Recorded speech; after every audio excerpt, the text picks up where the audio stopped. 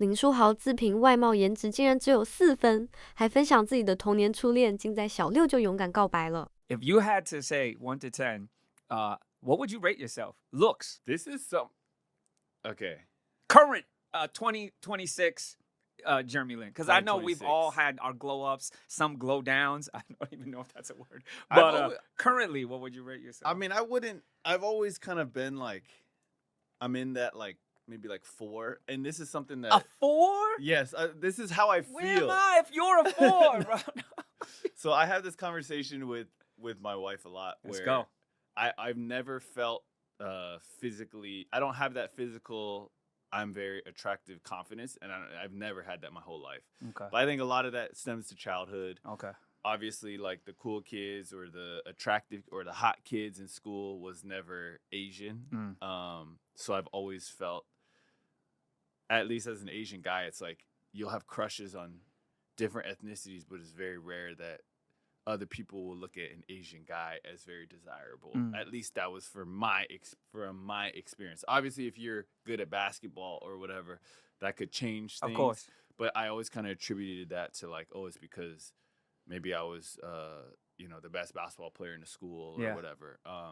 So I don't naturally feel like I don't embody that.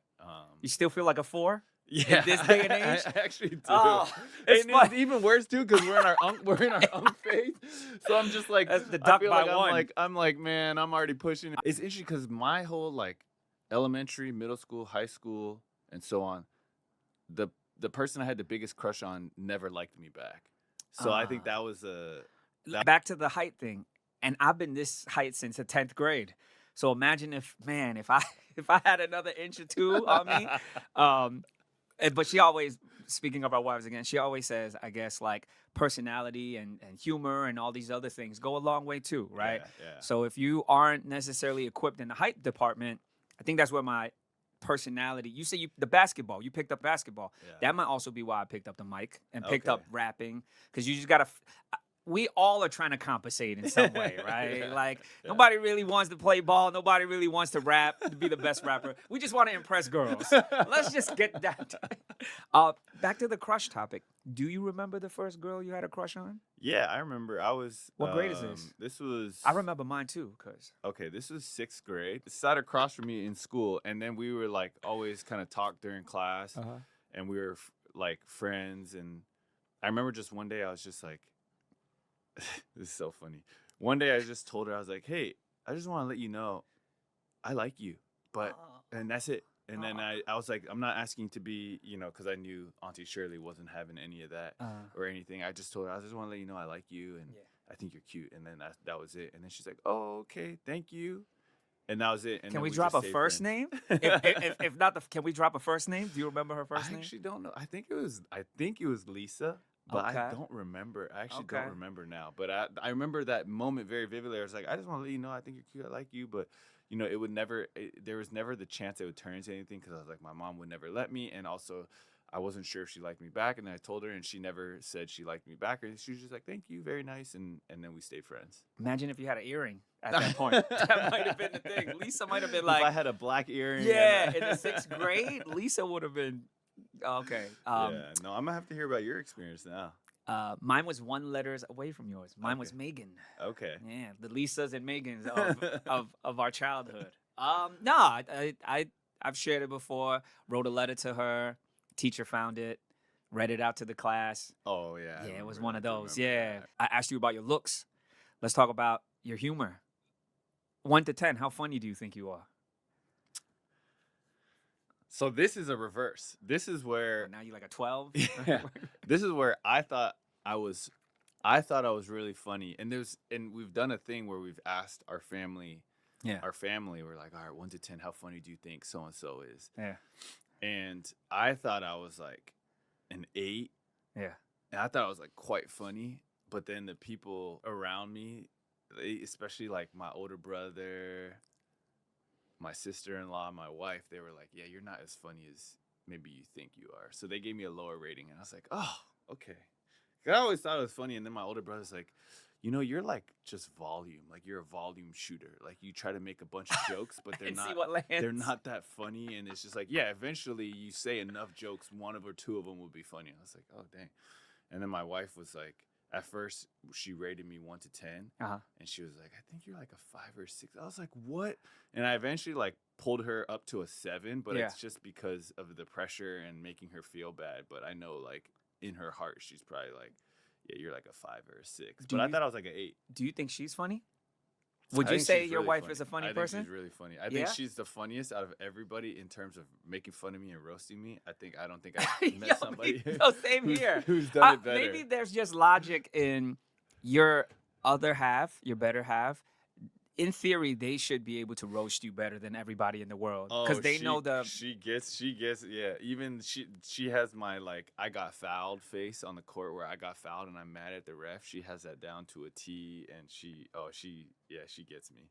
So, back to just the humor of it all. Like, so you always thought you were funny. You feel like you're funny, but then like your loved ones kind of grounded you and said, hey, you might not be as funny as you think. Exactly. Who's someone, I mean, you just mentioned your wife. Who's someone that growing up you always thought was funny? It could be a celebrity or a family member or someone that you just always found funny. Does that person exist? I mean, definitely there's certain people in my life, but nobody would know who they are. But there's one, that's the person I want to know about. So I have my brother's best friend growing up. Yeah. Roger Chang. Let's go. Basically, like every Sunday morning, there's like a group that gets to church an hour and a half early to kind of like have like a little bit of discipleship and prayer. But basically, he would come over early before my parents would wake up every Sunday morning, and he would open the front door and scream, like yell, like "Yeehaw!" and it would wake my mom up, and he thought it was so funny. But my mom would actually get woken up by this and actually get pissed off. Yeah. But the more pissed she would get, the funnier he would think it is. And so he would continue to do it just completely. And this is just so anti like Asian culture to like wake up your friend's mom. And so he would do things like that were just like borderline, like not borderline. They were definitely annoying, but funny annoying. And he would like always like push the threshold of that. And I thought that was actually hilarious, which is very on brand for me because I always kind of like get in trouble because I push it a little bit too far. Yeah. Roger Chang, you said. Yeah, but there's another person who, when I was a rookie with Golden State. Oh, this is early then. Yeah, they had brought out some comedians. And at that time, they brought out a comedian who was not nearly as well known as he is now. That would be? Kevin Hart.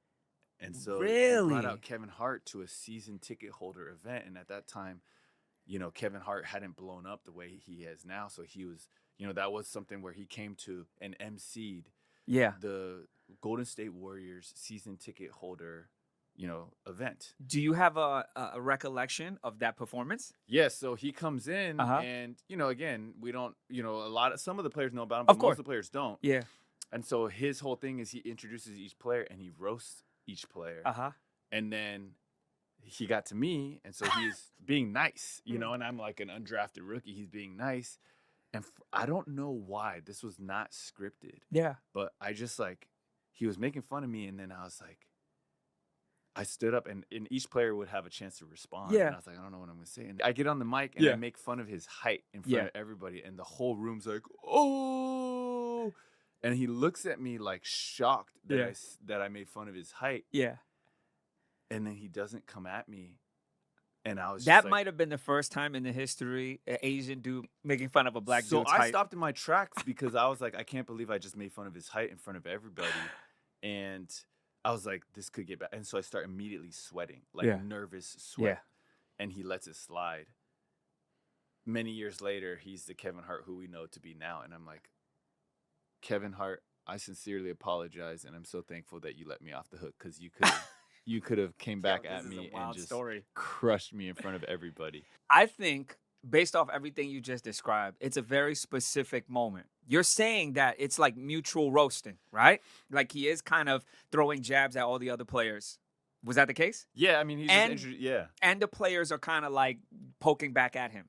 It just so happened that when he got to you, you saying that he did take a jab at you or he didn't? He did, but it was a very nice jab. Like I thought he was gonna really go off. Because I'm thinking like, all right, I'm Harvard, I'm Asian. He didn't do none of that. I mean, I don't even remember what he did because I was already so nervous in the moment because even for me at that time being undrafted rookie, I wasn't used to anything. And so for me to even have the spotlight on me or for me to get introduced was already very nerve-wracking. So all you remember is you belittling his height. I belittled his height and I don't know where it came from, but it just like was like it just came out. And then I was like, Jeremy, what did you just do? You just set yourself up for failure, and then This is a lot for me to process. I've never heard you tell this story. I've never told this story. This was always before. like this must have been tucked deep in the Jeremy Lin files. Yeah. 幸好凯文哈特当年放过林书豪，成就了这段爆笑回忆。你觉得豪神的幽默感有几分呢？